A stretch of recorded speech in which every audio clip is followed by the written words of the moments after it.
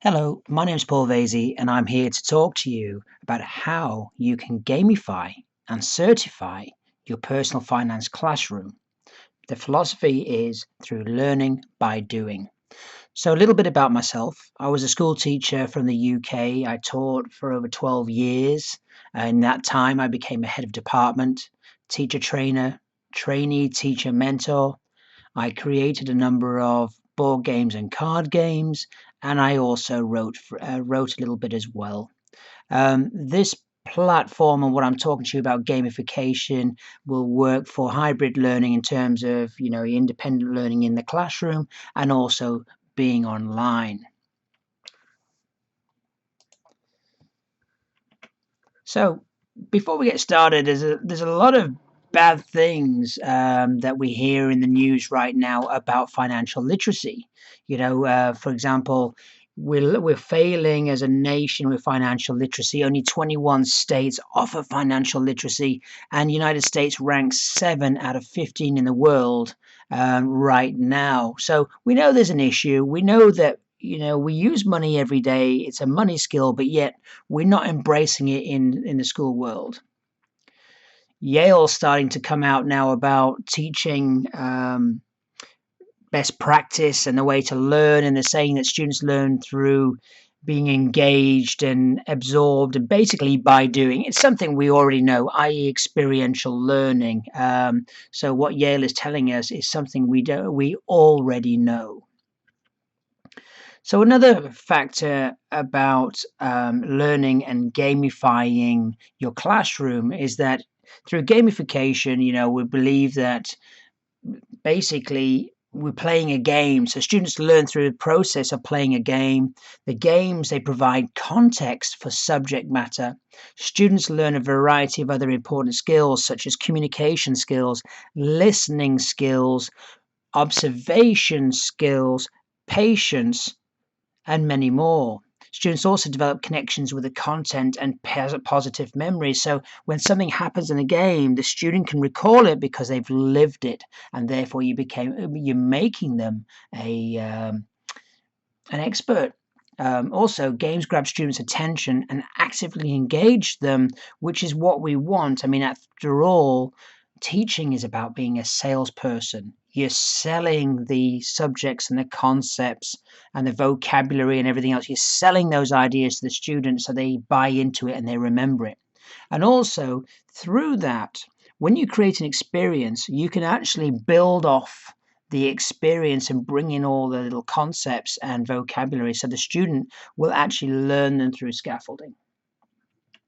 So, right now, it's a case of when we're teaching personal finance, parents are thinking that the teachers are teaching it, and then the schools are thinking the parents are teaching it. But what we really need to do, like with everything, there needs to be some kind of partnership between the parents and the school. And whatever we do in the school should be backed up with parents at home.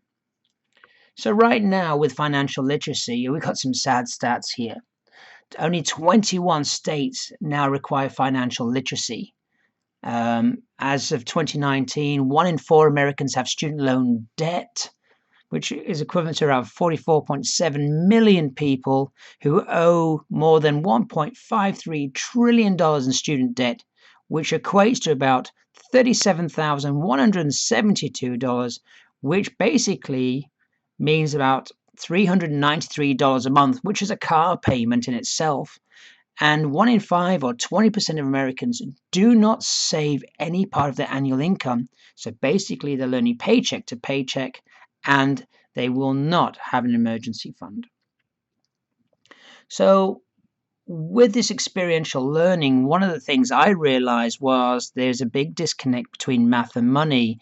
I was teaching business back in the UK, and we would do the usual where in marketing and things like that, where you would get a cookie and you design a cookie, and then you would ask them what would you call the cookie? What would the ingredients be? How much would you charge for it? What are the competition and all these things? Not a problem. We then look at production and human resources and all those things. But when I got to the finances, I say, right, kids, today we're going to do about finances. And they said, can't do it. I said, what do you mean you can't do it? They said, can't do it, sir, because it's math. It's money. We can't do it. I said, but you deal with money every single day. So one of the things that got me into games and got into gamification, which I want to talk to you about in a bit, I got a Monopoly board, and I basically ripped the Monopoly board and I changed the properties into businesses. So in the end, we had a grocery store, a supermarket, we had a car dealership, a jewelry store, all those things. And I said to the kids, right now, you know how to play Monopoly. I'm not going to tell you how to play this game. Off you go and play it.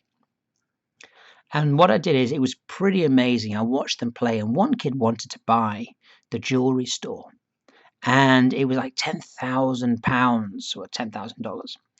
And basically, the kid did not have enough money. And another kid who was playing there said, I'll go in with you.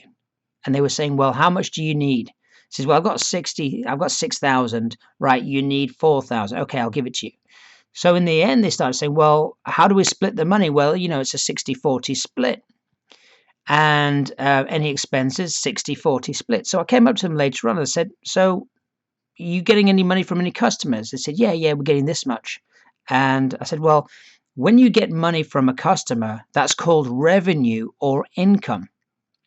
And then when you go to spend money, or you have to pay money out, if there's money that doesn't change each month, that's a fixed expense. Or if it changes per customer, it's a variable expense. So it's fixed costs, fixed expenses, variable cost, variable expenses. So in the end, I was able to build on that topic. So every time I saw them, I said, how's the income coming along? How's the expenses coming along? And they were able to answer me. And half the problem is they actually understand the concepts, they just don't understand the words. So that was a bit of an aha moment, and that's how I got into gamification, and that's how I think gamification is so important in the classroom. So as we know, personal finance is starting to creep into a lot of different subjects with math, social studies, CTE, accounting, business, econ, management, marketing, facts and agriculture, and probably a lot more social studies as well. Oh, it's on there. So personal finance is moving in there, and so there's always going to be an element to teach, and hence why it's really good to just bring in an activity that will allow your students to connect the dots, basically. So here's a little bit more of a background on myself before I get into how we got this platform and everything else. For 5 years, I basically, after teaching, I moved from the UK and moved to the US. I traveled around the US talking to teachers, and I was travel, talk, listen, and I learned a lot of things. And combining that with my 12 years of experience in teaching in terms of learning to simplify things, create activities, increase engagement, all those things, I ended up wanting to create a personal finance platform. And this is what I wanted to do. First of all, and this is what I found was, the US and everyone, they're obsessed with the stock market and portfolios, but realistically the issue is, in order to be able to invest and everything else, you've actually got to have money. And as we were there looking at the stats earlier on, 20% spend their every single penny. 60-70% of households don't have an emergency fund. The idea is that they're not sure how to manage their money and learn to save. So I wanted to step back and actually get students and our future generations to actually learn to manage their money first, i.e. save first before they spend, or pay yourself first, as the other term is. So I wanted to look at savings, budgeting, cash flow, paychecks, payments, debit and credit cards, credit scores, taxes, interest rates, and quality of life. And once we got the hang of that, I then want to take the students to go and progress to the stock market, to look at investing in a stock market and portfolios, and basically to grow their money. And then at the end, I thought, well, they've done all this work, and you would do in a science class or a business class, you get them to do the work, and there would be some kind of reward for the student. And I thought about, well, why not a certification that is also stackable? So now when they're able to put that on the resume, it shows that they've done a certification, which is a fantastic thing to add to the resume. And anyone who wants to go into the financial industry will see that they've done a personal finance certification, and it actually adds value to their resume. So with that, at the time, I was with Cash Crunch Games, and we had the money management game.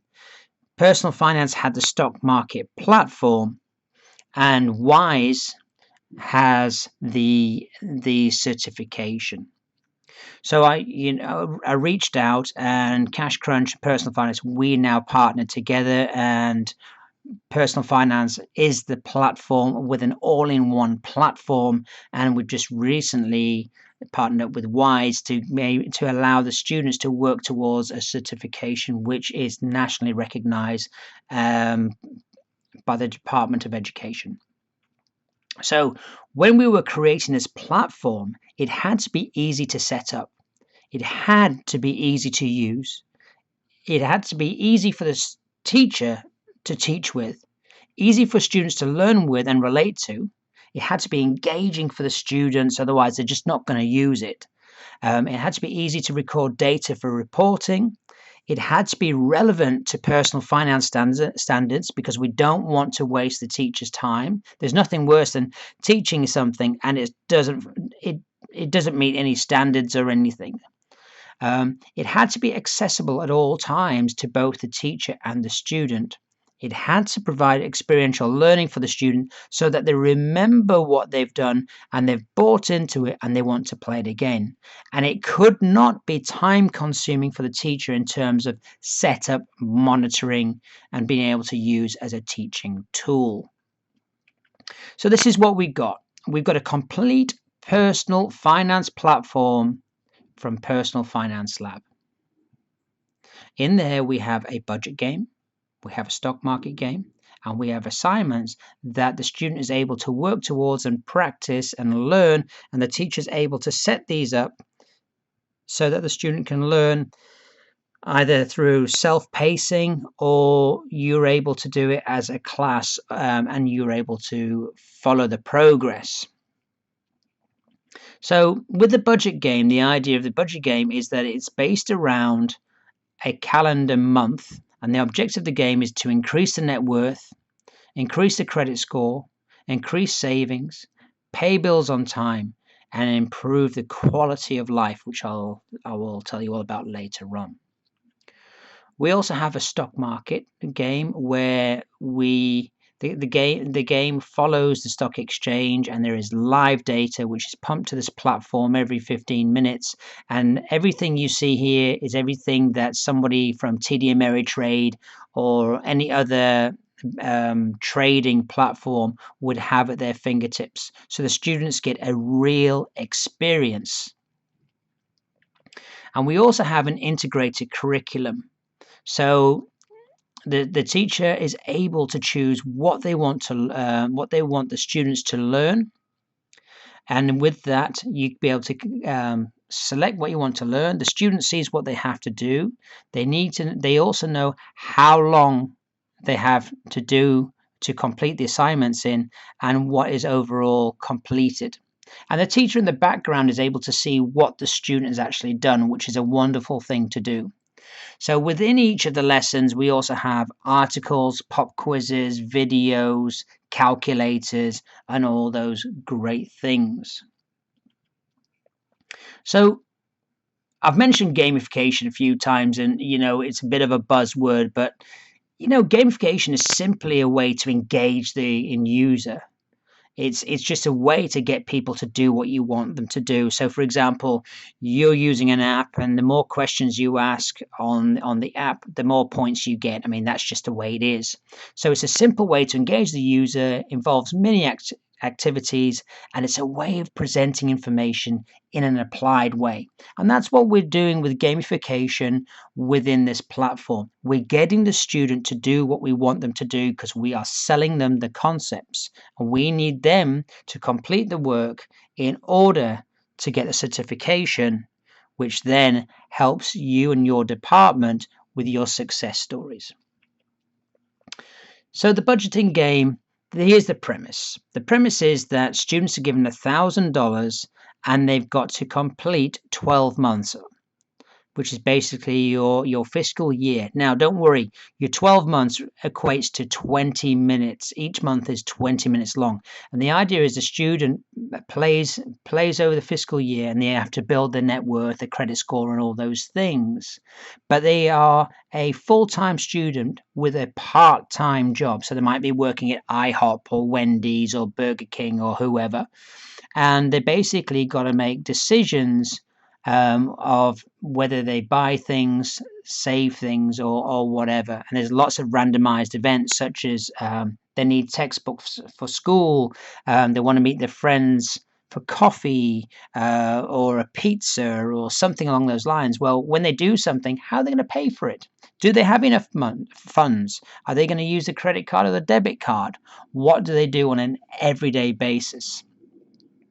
Also, the beauty of this game is that the student, and one of your concerns, well, I don't have all this time to complete the game. The beauty of this game is that the student can leave the game at any time and come back and pick up where they left off. So it allows you to use this as a bell ringer, or just at the end of school, or if a student has completed work and is sitting around doing nothing and waiting for everybody else to catch up, this is a great little activity that they can just log in and play.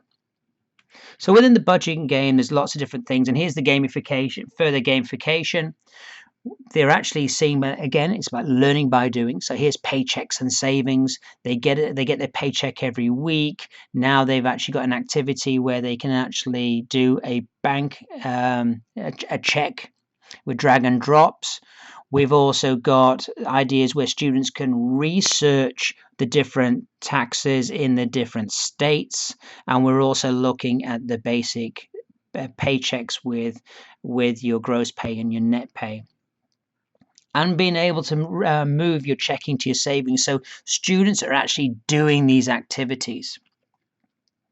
Within here as well, we're also got your expenses going out, where we actually have to get them to estimate how they're living. So again, it's another doing activity, and a great activity, for example, here is where you've got fixed expenses, your rent, your phone, your TV, and your internet, and all those things.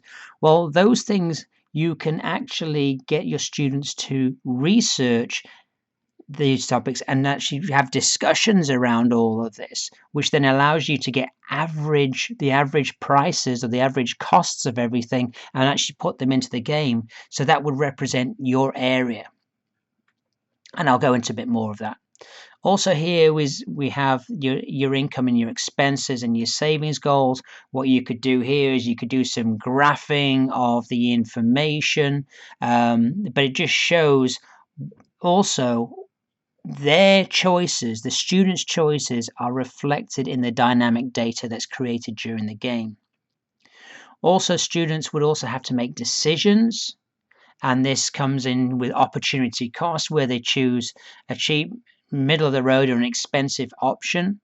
But again, this is something where students can do further research on their own or as a class activity, and you as a teacher can put the average costs actually into the game. So they're playing the costs that they've been found. With this as well, we also want to make it as real as possible. So what we also have is, when you play in the game, you roll the dice and an oh boy card pops up, and it's going to be oh boy or oh boy, as in it could be good, it could be bad. And a lot of times you will be asked to pay for something, and you'll have to decide whether you want to pay with your debit card or your credit card. which is basically something that students need to get the hang of so that they're learning to manage their money. And when they buy something with a credit card, it will also appear automatically in their credit card statement. And students will see what the APR is, when they have to pay, and all those good things. Now, like in life, if they don't pay their bills on time, especially with the credit card statement, they will get hit for a late fee, they will be charged interest, and their credit score will go down. So now this is a great lesson where the student actually has to learn to build their credit score up. And as a lesson I like to do, I like to get the kids to pay for everything with their credit card and not pay it back and deliberately be late. And you should see their faces when they get hit with a late payment and their interest rate and they watch the credit score go down. They're not happy, but it's life. We also have monthly bills, and here is something that the student has a choice of when they want to pay and how they want to pay. And the bills are based on all the decisions they've made with the rent, cell phone, and all those good things. And finally, we also have something here we call quality of life. A lot of people chase the dollar, and they're always about work, work, work, work, work, spend, spend, spend, and they do not get ahead of the game. And here we were trying to teach them that it's not all about having everything. It's not all about chasing the dollar to actually have a good life. The idea is that you should actually be happy. And this is the quality of life. And one of the things we want to do is give them a balance between their work and play. So you've got work hours, so that means they can pick up an extra shift in their part-time job. They can socialize, i.e. network or hang out with their friends.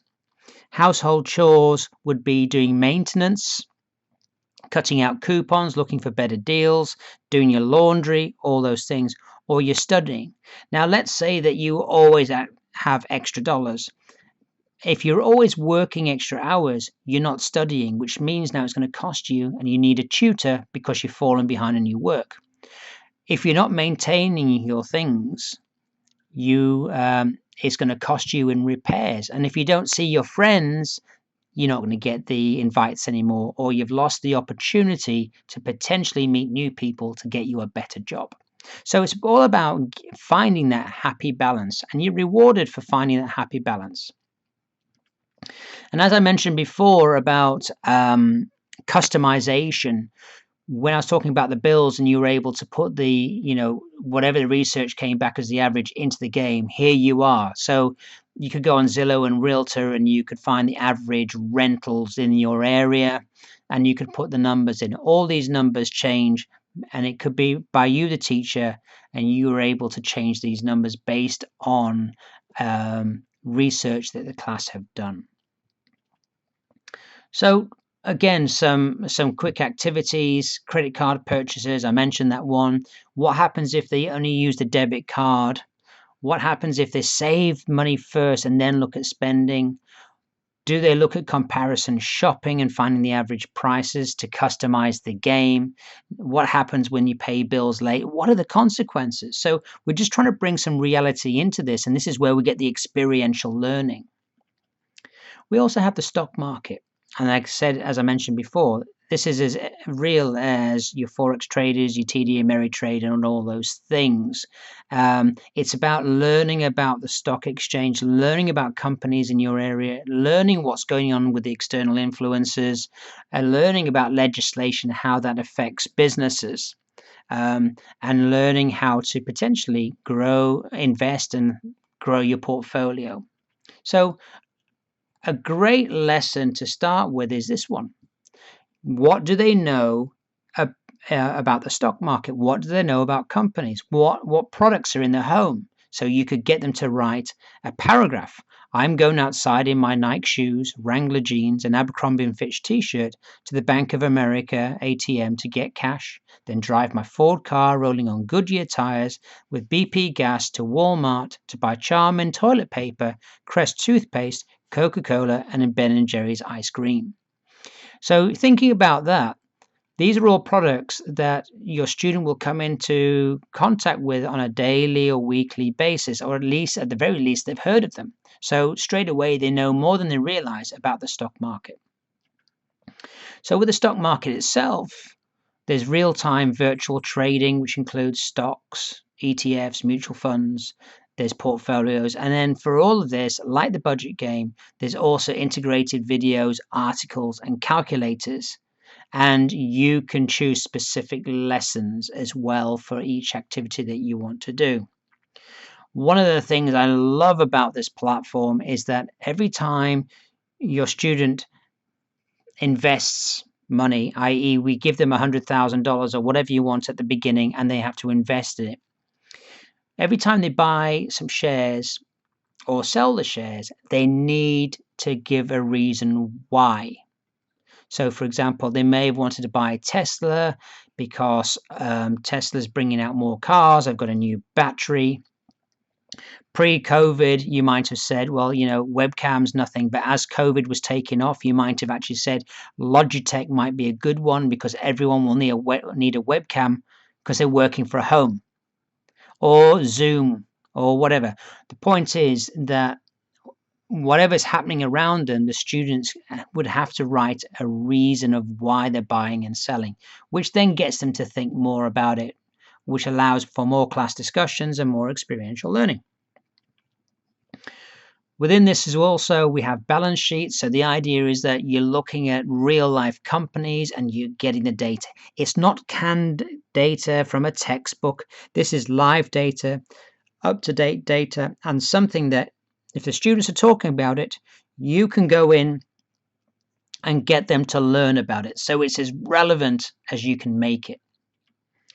We also have various tools where you can get quotes, charts, you can get financial statements, you can see if they've been in the news, and all those great things. We also have calculators as well, which I think is wonderful, so they actually can see the differences in the numbers. So if they manipulate one number, what will actually happen? Again, this is experiential learning. And with calculators, how soon will I become a millionaire? That brings in compound interest. What's the difference between renting a house and buying a house? And all of these have interactive graphs and calculators, which then makes it more appeasing to the student because they can have more fun with it because it's just not bland and it's just not a textbook.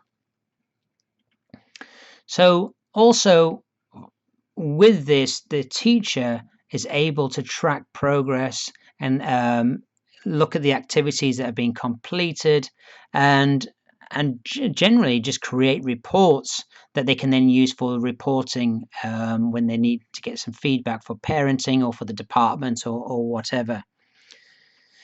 We also have curriculum as well. There's for everything, and I've mentioned this, overall, there's over 300 lessons. Teachers can mix and match them. You can check the progress of the students as well. And there are integrated videos, articles, and calculators. And I also mentioned, so I've talked a bit about gamification and the activities you can actually do based around data that you have available to you, or if you use this platform, the data that's been created. But we also then have certification and badges. So right here is because this meets national personal finance standards such as Jumpstart, CEE, and NBEA, you're able, and CTE, and you're able to get them prepared for a certification. So you're working on all these little activities and lessons all the way through, and then you're able to enter them for the certificate for WISE, and they get a certification which becomes a stackable. We also have badges as well, and rewards. So as students complete tasks, they're able to get badges and level up, and things change all the way through. So it's really, really cool. Another gamified way that we do to get the engagement going is we also have challenges or competitions or contests, depending on what part of the country you're living in.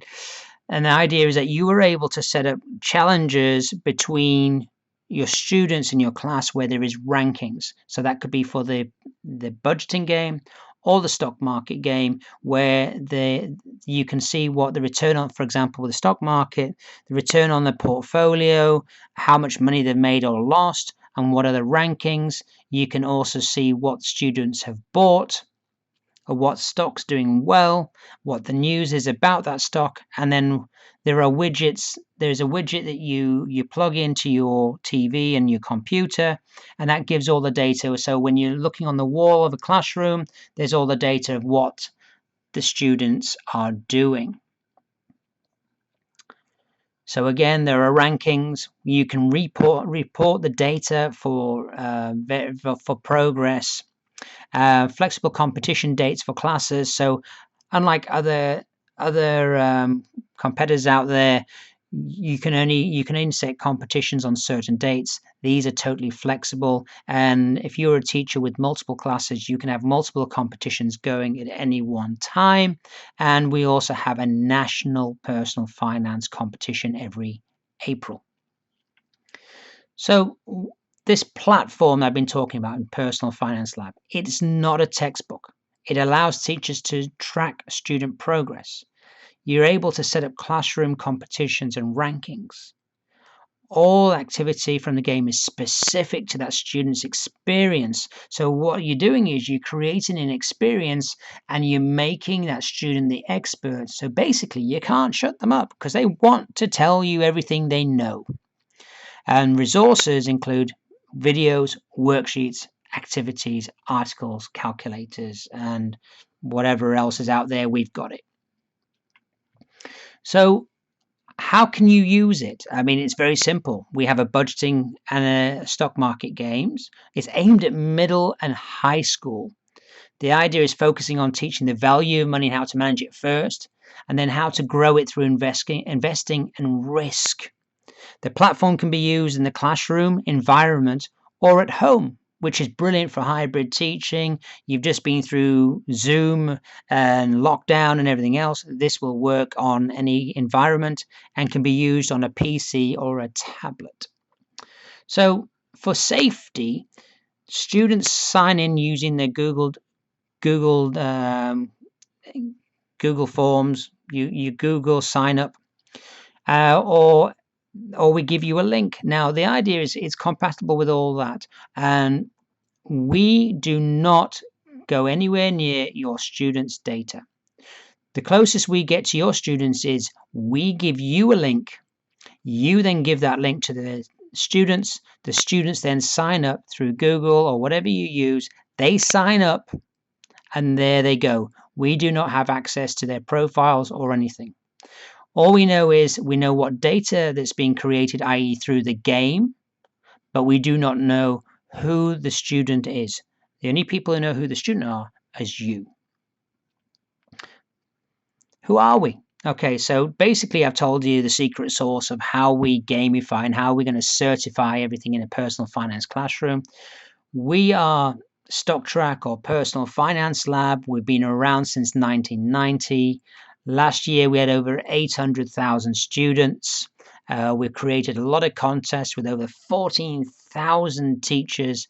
And since we've started, we've had over 8 million students use one of our sites.